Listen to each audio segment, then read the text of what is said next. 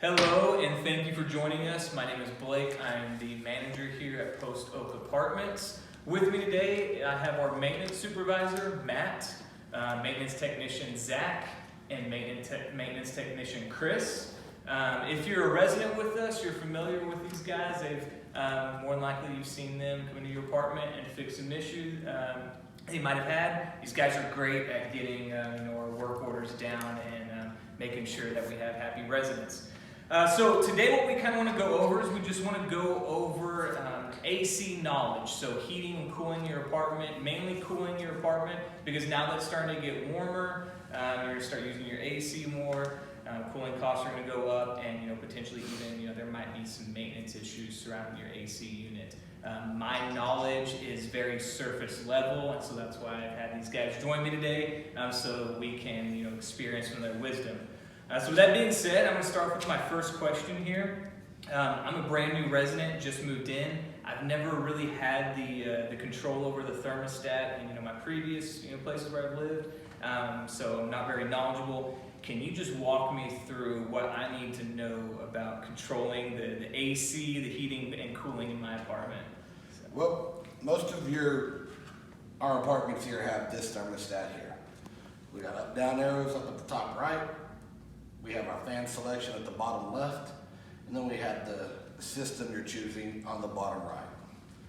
Your up and down arrows, they set your set point at your desired temperature you want in your house. The fan control, it lets you turn the fan on or into auto. Now on, the fan runs constantly and just stays on. In auto, it works off the set point that you choose, and as soon as it reaches that set point, it turns itself off. When it gets above or below that set point, it turns itself back on. Then the system over here on the bottom right, that lets you select whether you want cooling or heating, or if you just want to turn the whole system off. So this summer you're going to have cooling, obviously. You're going to put your set point at whatever temperature you like.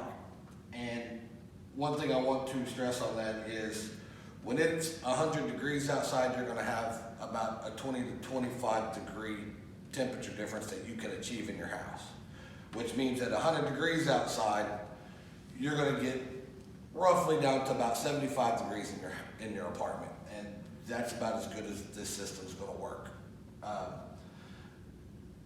When you put your set point on there, let it stay there. It'll run until it gets down to that temperature. It will shut itself off, and it'll just keep doing that until you change your set point. So if it's 100 degrees outside and I set it to 55 degrees, it's clearly not going to get to 55 degrees. Correct. But what you just explained, it's going to keep running, which is yes, it will. Okay, going to keep costing me money. Yes. Okay. Which leads to our next question, the most important question. This is a question that we get asked a lot by residents: is how can I save money, especially during the summer? So Zach, how can I save money? Now, there's a few things you can do that'll help keep your electric bill down when it comes to your AC. Number one is if you're going to be gone for extended periods during the day or the evening, you can increase the temperature on your thermostat to a degree that you're comfortable with, and that prevents it from running all day or evening. Also, you can add curtains around your windows. That'll help keep the cool air in and less warm air getting in there. Those are the main two things. All right, awesome. So with that, we do acknowledge that with our AC systems, heating and cooling, especially during the summer, that ACs can go out even though it's not normal business hours. When that happens, there's no need to panic. We do have emergency procedures in place. To kind of go over those emergency procedures in regards to AC issues, I'm going to have Chris take that away. Thank you so much.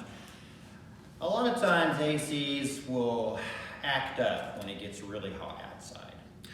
So there's a lot of moving parts in there. So when you get home and it's hot in your apartment and your air conditioner's not working, just call the office and follow the prompts to find the emergency maintenance line.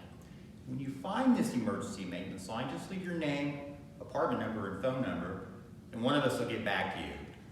If we can't fix it that night, it usually means that we don't have the part. We'll order the part and get it to your apartment and have you up and running in no time. Awesome. Thank you, Chris. Well, we appreciate you for checking this out. We hope this was informative. Most importantly, we hope this will save you money over this summer. If you have any questions, any follow-up questions, feel free to leave those in the comments. But be sure to like us on Facebook, follow our YouTube channel, and come check us out for a tour.